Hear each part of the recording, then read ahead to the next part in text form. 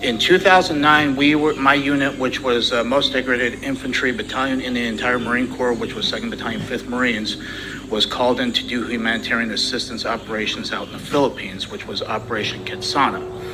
But we ended up boarding us on the ship, and we flew to the southwestern part of the city, which is Padang. From then, once we touched down on this landing strip, we got off the bird, and what we were instructed to do at that point through the briefing was to push to a high ground at least to get better observation. So at that point, we decided to push forward.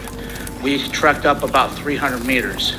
At this time, I have a Panasonic camera that has the ability to take photographs. It has a ability to take videos, obviously. When we got to this high point, I was taking video camera, and I had actually turned to the north, which just kind of slopes down. And right there was something that stuck out like a sore thumb. It's always going to be basically imprisoned in my mind for the rest of my life, and it has been for 14 years, was something that was rotating, and it was transitioning between colors. We all looked at each other as we got online, and we decided to investigate.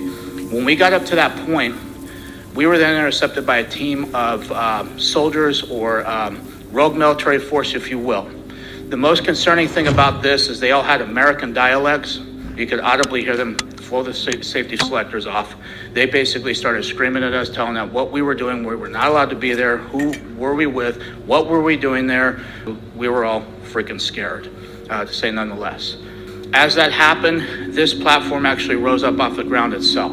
It floated right above the tree line. Once it got past that tree line, it shot over to the left, basically where the ocean was, at so fast, I would estimate probably 3,000, 4,000, 5,000 miles an hour instantaneous like that.